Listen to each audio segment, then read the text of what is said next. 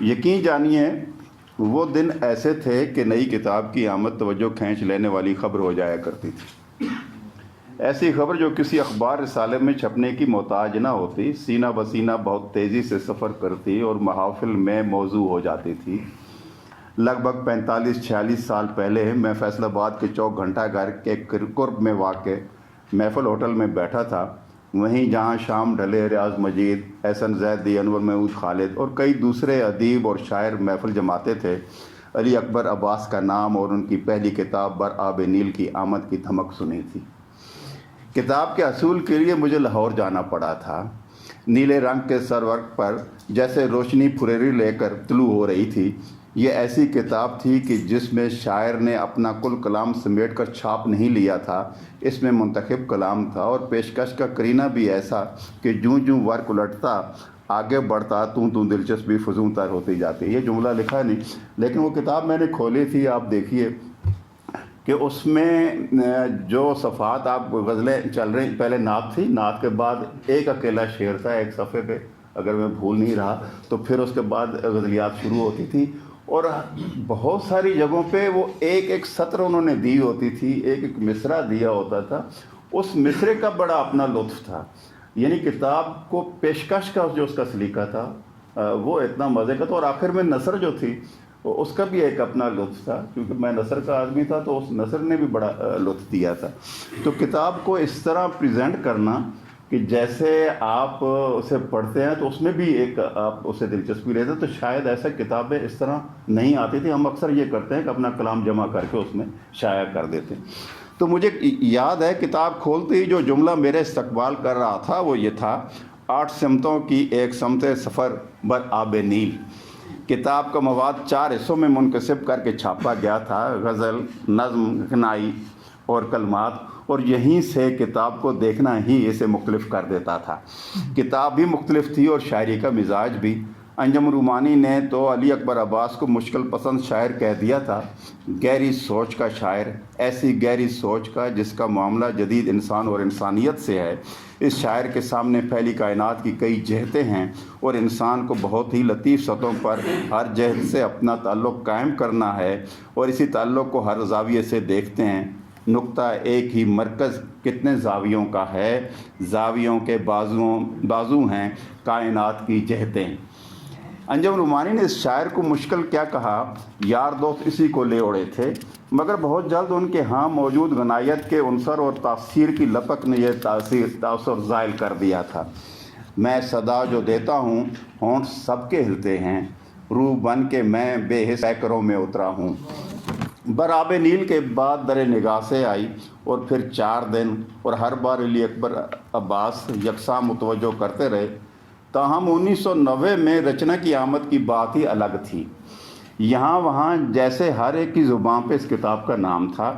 یاد رہے اس دوران وہ بابا بلے شاہ کے پنجابی کلام کو اردو میں ڈھال کر ایک پوری دنیا کو چونکا چکے تھے، اور یہ ایسا کام تھا کہ بقول اشفاق احمد کمال یہ تھا کہ انہوں نے ترجمے کو اس سوز و مستی سے لبریز رکھا تھا جو پنجابی کلام کا وسع خاص تھا۔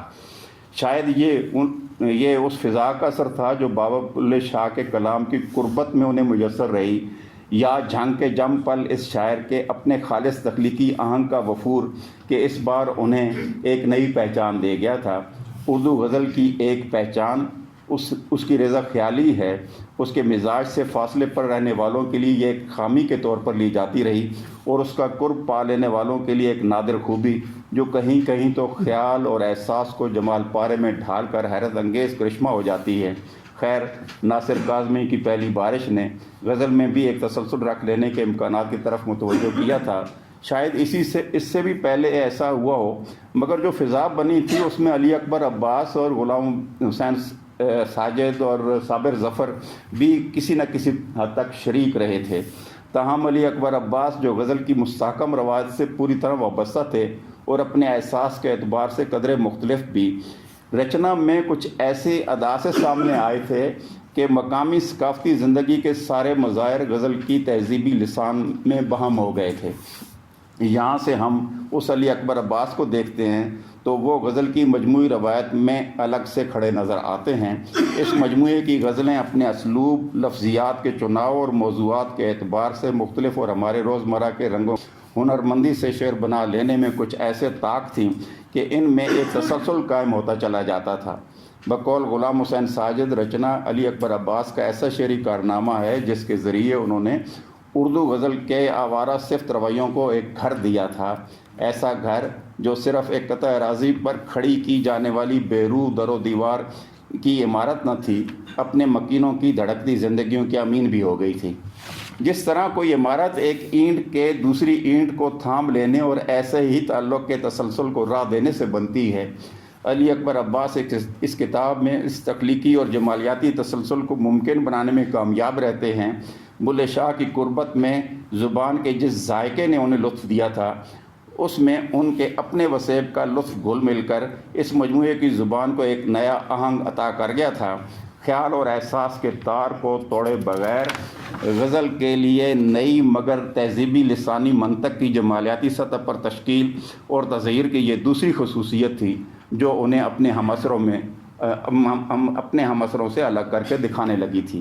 دن چڑھا، گلی آباد ہوئی، بڑھیوں کی جمی چوپال بھلا، گودوں میں پوتے پوتیوں کی، کبھی ناک بہے کبھی رال بھلا۔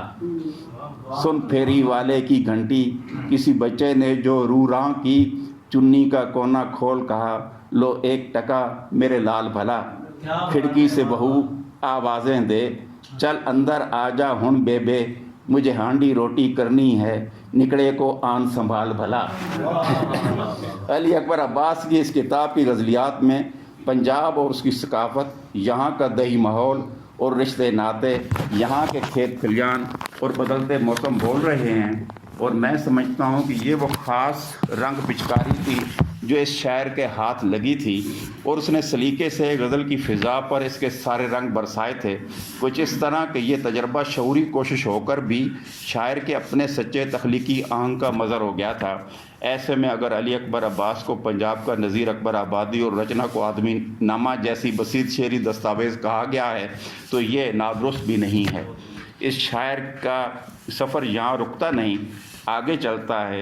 انہوں نے زبور عجم سے اقبال کے فارسی کلام کو پنجابی میں ڈھالا، گیت لکھے، حتیٰ کہ در آئینہ تک چلے آئیں گے تو متوجہ ہونے کے کئی مقامات آئیں گے۔ غبار نور ہے یا کہکشاں ہے کچھ اور، یہ میرے چاروں طرف آسماں ہے یا کچھ اور۔ ہم سب اپنی بڑھتی ہوئی عمروں کے تنگ ہوتے پنجروں میں قید ہیں۔ ہم سب اپنی بڑھتی ہوئی عمروں کے تنگ ہوتے پنجرے میں قید ہیں۔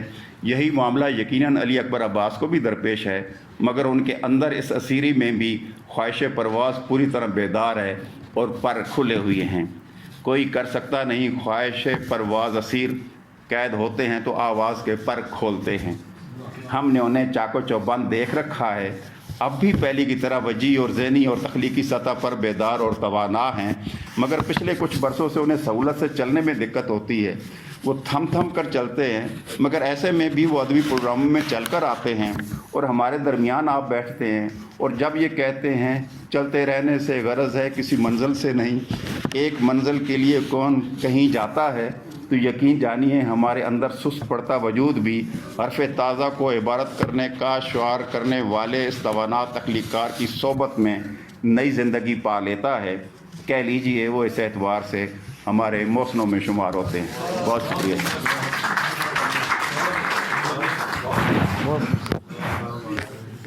بہت خوبصورت ہمیشہ صاحب، بہت شکریہ۔